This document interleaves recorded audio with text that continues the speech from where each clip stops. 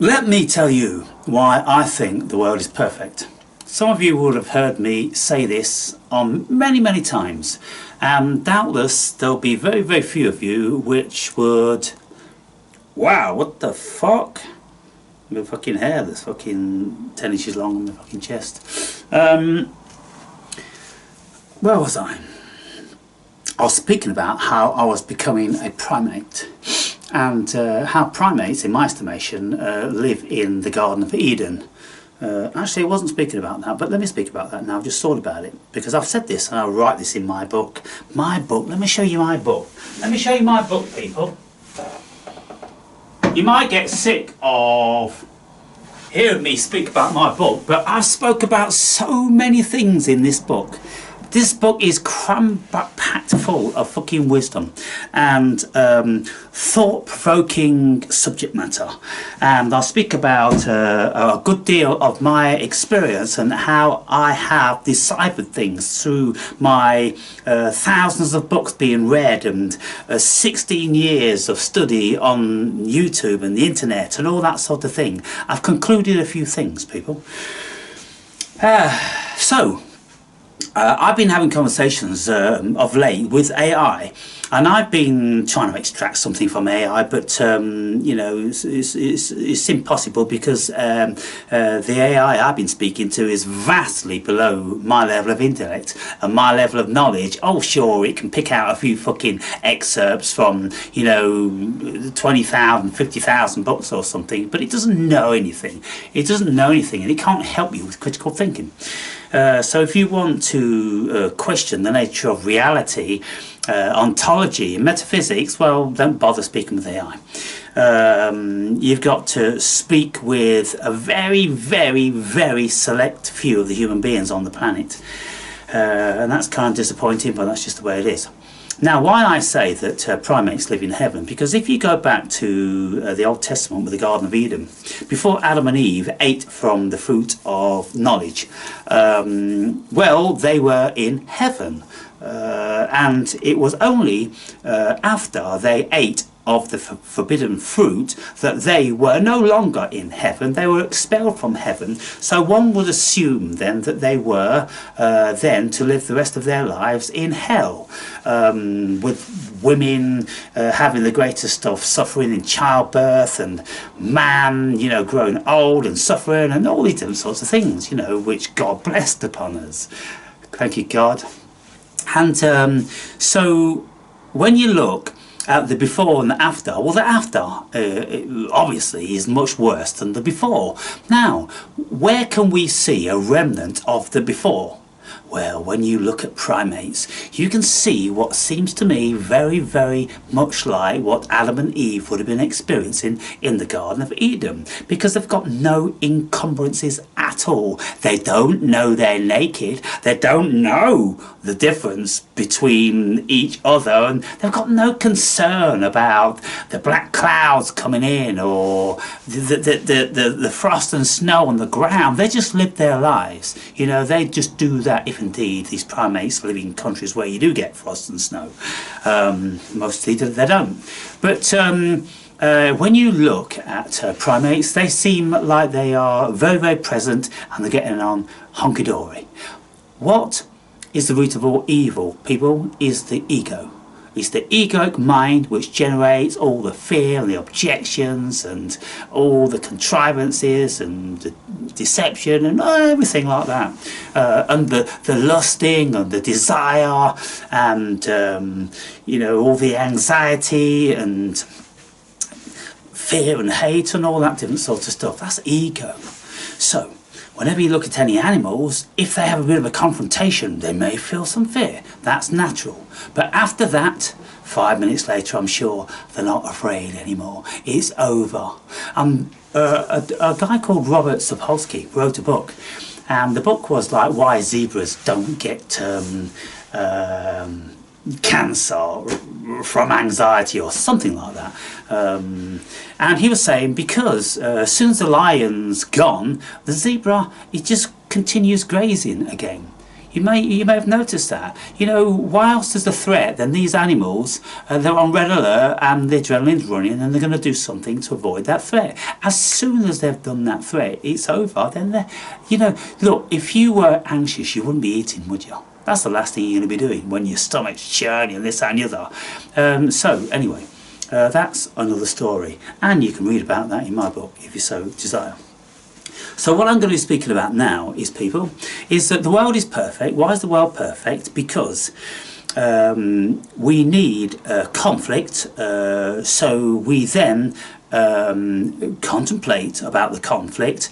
We ask ourselves whether we want to endure more of that conflict, and if we don't, then we think about logical resolves which we can propose to other parties and draw a peace treaty.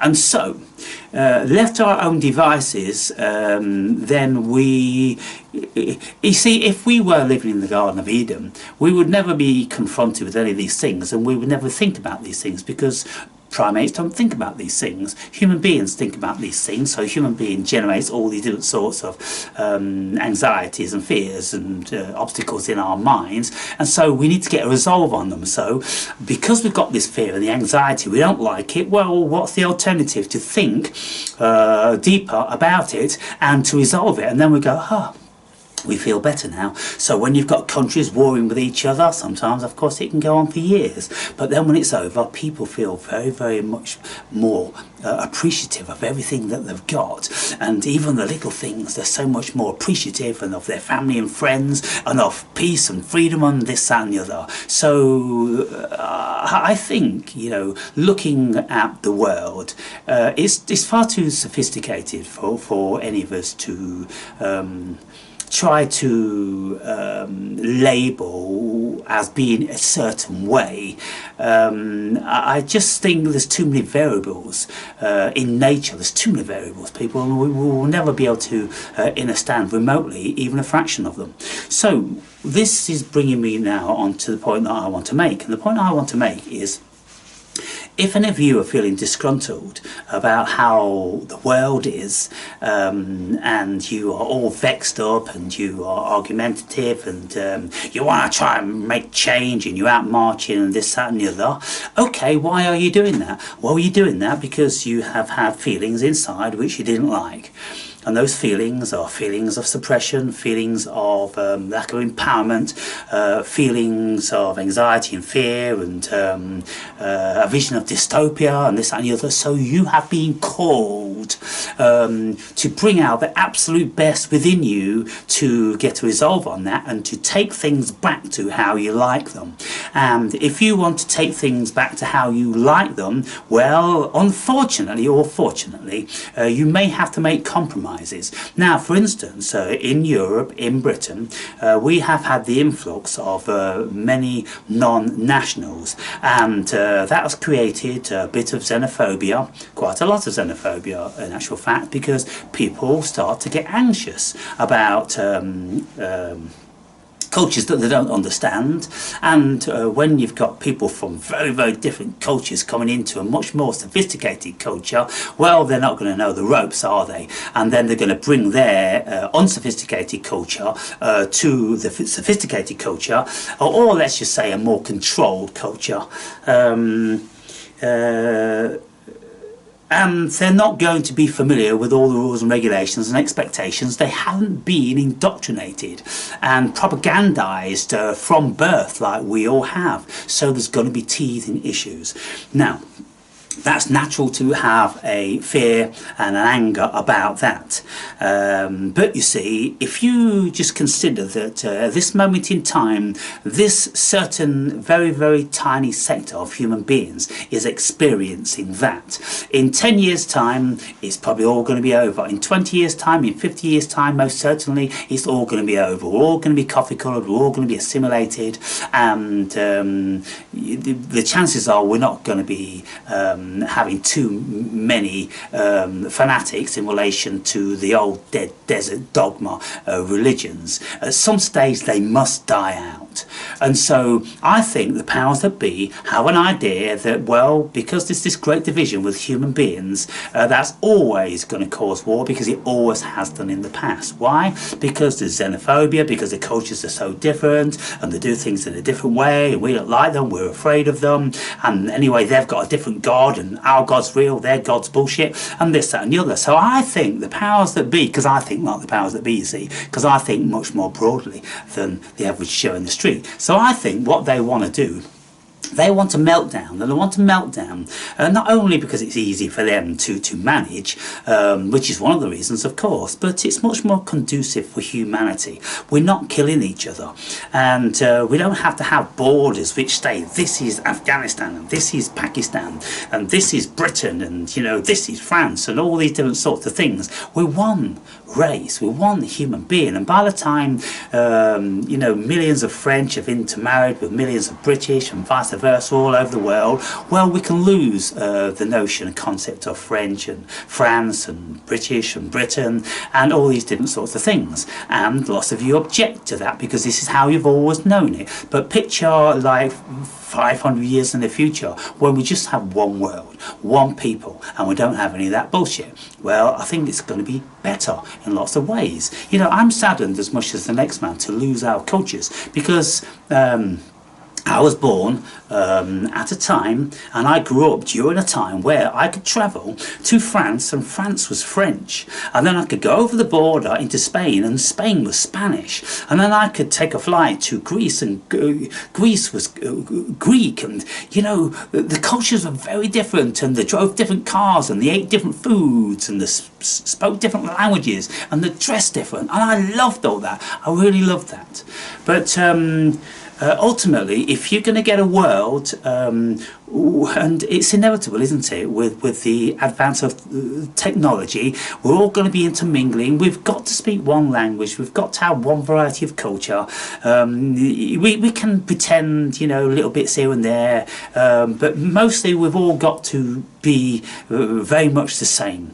If we're going to manage all the resources on the world, and if we're not going to be having wars, and we're not going to be having this xenophobia, and we're not going to be, you know, engaging with all these conflicts that we've always been engaged with, you see. So if you can picture that, well, you take yourself out of the equation. Okay, you've got these people living in your vicinity and you feel afraid by them. Well, you do have choices, people. You know, you're living in some of the most richest and powerful nations on the planet. You could move. You could go anywhere in the world within reason. If you are British or American, your passport is like gold to other nations. They'll accept you, you know, without any questions. Oh, America. You see America, look what America's doing. They're bringing in people without passports, without any track record at all. But if you are a doctor, a solicitor, a lawyer, you're going to have to wait 2 years with a whole pile of bullshit like this to get into that nation. That's why that nation's completely fucked. That nation is absolutely fucked. It is over for America. They are preventing all the good people coming in, and they're letting all the trash in, or the unpredictables. Goodness me.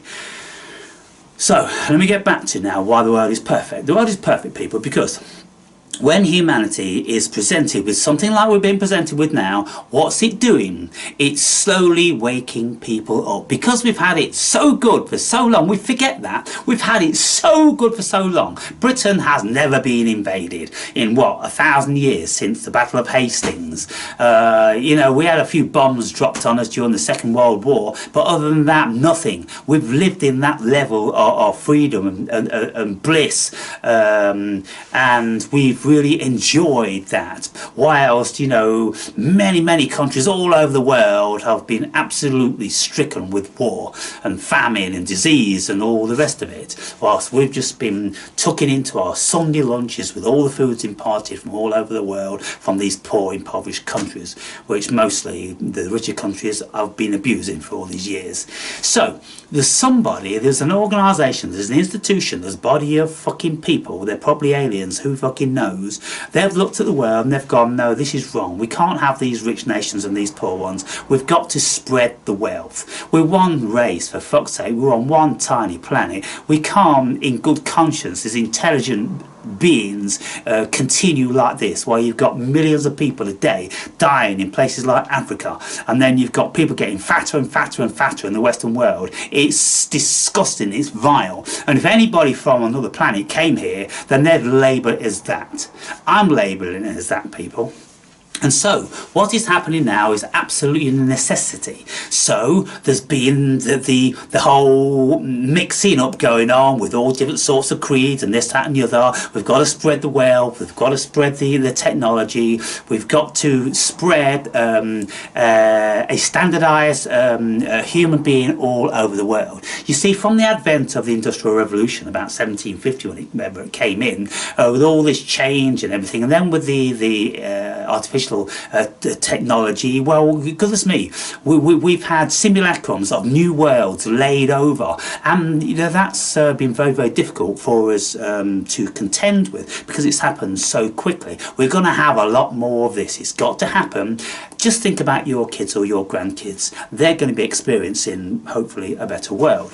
Now, if you consider that they are, the leaders are nefarious and they want to colour us all and they want to do this and they want to do that, well, maybe they do. Maybe some of them do. But then that's a challenge that we're going to have to face at some time in the future. Maybe we're going to have to face that challenge now. If we do have to face that challenge, well, look at the benefit of the human beings, of human consciousness, how much more broad, how much more awoken we're going to be, how much more of a human being are we going to be. We're no longer going to be zombies like we are now, fat zombies, fat, stupid, useless zombies. No, we're going to be much more of a higher level human 2.0,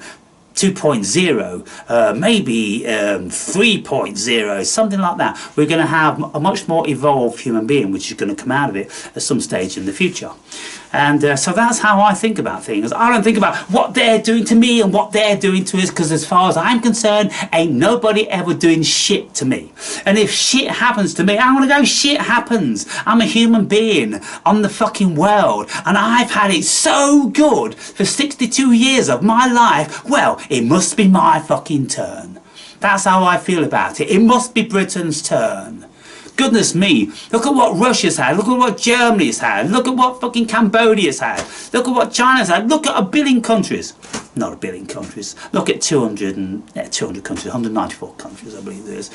They've all had a great deal of shit, people. And so I think you just have to stop thinking so myopically. That's what my advice is, that's why I make these videos. Stop thinking so fucking tiny.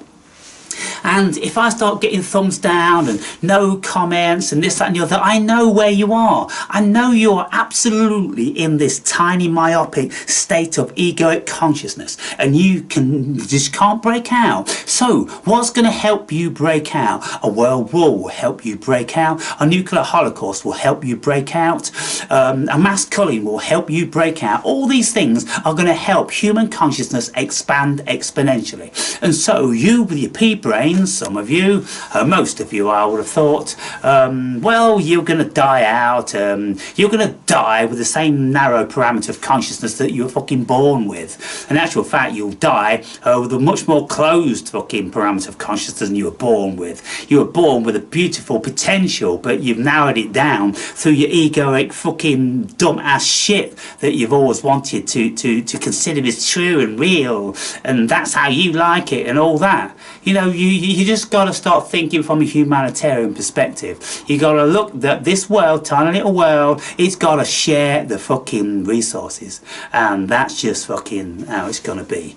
And so it is perfect, because ultimately we are going to be more evolved, we're going to be wiser, that is for sure. Hopefully there's going to be less of us, but we're going to be wiser. Those of us that get somewhere, we're going to be wiser. Those of us that live another 10 or 20 years, which is a good portion of us, we're going to be wiser. And we're going to look back and we're going to go, wow, things are fucking changed around here. And some of us may reminisce, oh, in the old days, you know, good old days, it was this, that and the other. Well, you're always going to get that. You know, there's going to be so many artificial intelligence, which isn't artificial, it's just intelligence, people. There's so many technological advances that many things are going to be improved, but of course there's going to be a cost, and the cost is going to be on your freedoms, that you can't call, you know, every Tom, Dick and Harry, you know, you fucking text because you cowardice bastards on the internet, cunts and fuckers and wankers and this, that and the other.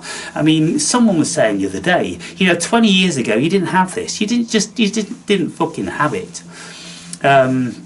Because people never had the facility to you know, anonymously call people cunts and wish their death upon them, because they had to fucking see them face to face. And 99% of human beings, cowardice bastards, would never dare to do that. And so I've got no time for this hate speech fucking shit. I think, yeah, they should all be crushed, absolutely crushed. If you've got something to fucking say, then say it civilly and intellectually. That's my stance on it. So as far as Starmer is going, I think he's doing, you know, it may not be the perfect ideal thing, it may be a bit austere, a bit severe, but they've got to start somewhere, because they're shitting themselves, and they don't want a runaway society where everybody is hating upon everybody, and, you know, you've got vigilantes going on and all these different sorts of stuff. They've got to keep law and order, and that's what governments do. So this particular government is stamping out hate speech. Now, when I watched the Tommy Robinson marches, and there's an interview with you know, a few of the people all seem to me to be like council house scrotes, to be fair. Like, they're always guys, fat fucking guys, they're always fucking bold, and they're always hoarse from fucking too many fags, and they can't articulate themselves. It's like, yeah, this is a good thing, you know, our country, we've got to look out for England. It's all these fucking knobheads. Fucking knobheads. I haven't seen a man in a suit or someone that was evidently educated speak about, well, the thing is about this march, you know, it's something that has to happen because we have to bring it to the attention to our government that, you know, they can't just steamroll it over us, you know. There's the public to consider, and I think the government has got a little bit out of hand and they've lost contact with the public. I don't hear people like that, we're fucking England, yeah, we'll fucking go, we're almost Tommy Robinson. Just fucking football thugs, just idiots. They're fucking, they're called salt of the earth by some people, but some people call them scum of the earth. But anyway, look, they're all out there, they're doing their thing. And it is a good thing that Mr. Robinson has fought for this for the past 20 or 30 fucking years, and finally, you know, it's coming to the world's attention, which is a good thing. And even Elon Musk is backing Tommy and the movement and this, that and the other, because, like Musk says, I mean, the British government in its current fucking state, it has to fall. It's too authoritarian, dictatorial, this, that and the other. So what we need is, we need a compromise, don't we? And that's the beauty, and that's why the world's perfect, because the government at some stage is going to have to compromise, and then the people will calm the fuck down, and then once the main thing to do with the foreign bodies coming in and the young British girls, that thing, right? Once you know, things start to actually fucking happen in a legal way there, and once the police force grows some fucking balls, then everything else will chill the fuck out. And so you know, we look at the world today. I don't think, to be quite frank, people, there's room for a fascist state, there's room for communist state, there's no room for dictators. I think all those days are over. I think those days are gone. Look what happened in recent times. You know, with, you know, primarily America, but America and Europe and, you know, the world, really, stamping out so-called dictators. Any nation which is run by a dictator, other than the ones that are very, very powerful, then they've been taken out. They've been absolutely levelled. Why have they been levelled? Why have all these millions of people been killed? Because we need to fucking start again. It was a shower of shit. It was a fucking cesspool. People with a certain ideology, it was all wrong. We've got to to start again. And so we have got to start again. And hopefully we'll be starting again with the education system. Hopefully whoever's fucking backing the current education system, that's going to be obliterated. We need to turn our attention en masse to that, and we need to stop what's going on there. We need to stop with this liberal purge, with this fucking ridiculous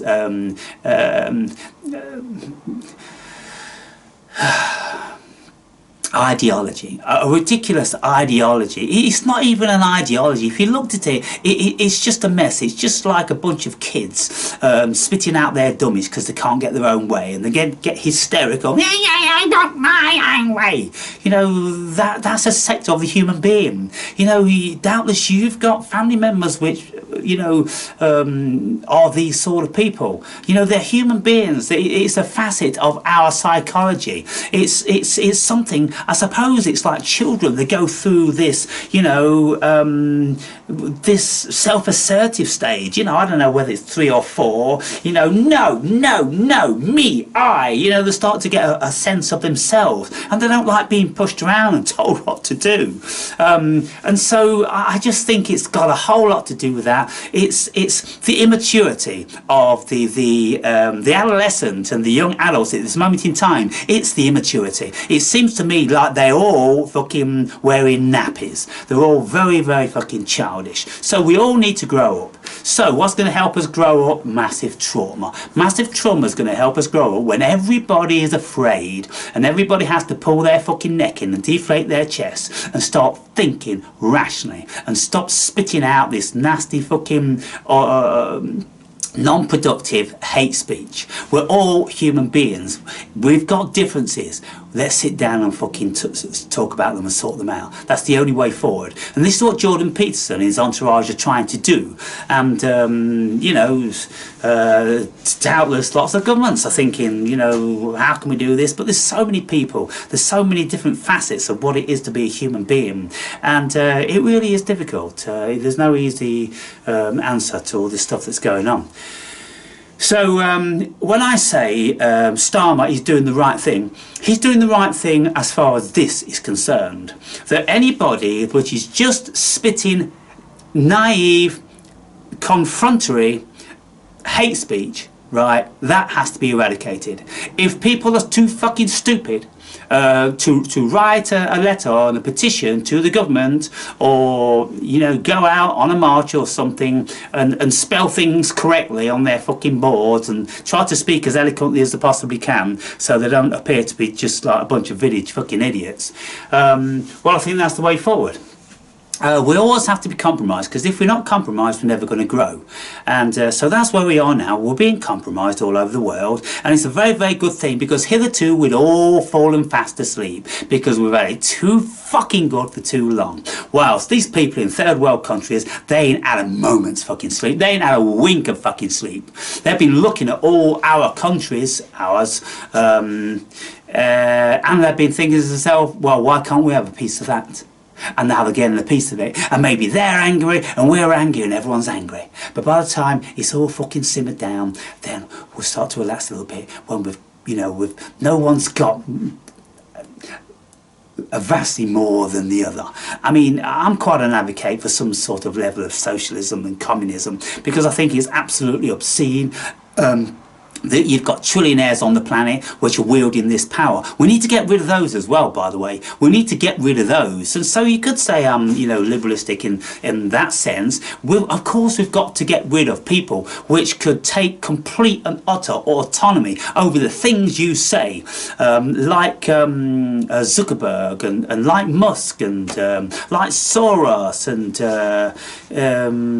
who else we got out there? We've not got too many fucking trillionaires. Bezos, these people, they've got their fingers in pies and they're using their power, and, you know, they think they've got intelligence, or maybe they have got, you know, considerably vast more intelligent, but at the end of the day they still shouldn't be allowed to do that. They can't have total autonomy over, you know, millions of people in a forced sort of way, like Zuckerberg did, just cancelling the President of the United States.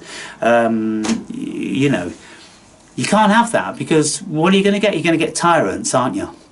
You're going to get tyrants, you're going to get dictators, you're going to get manipulators, and all this sort of thing. So everybody's just got to calm the fuck down. And I think maybe at some stage in the future, the global fraternity will put a cap on how much one individual can be worth.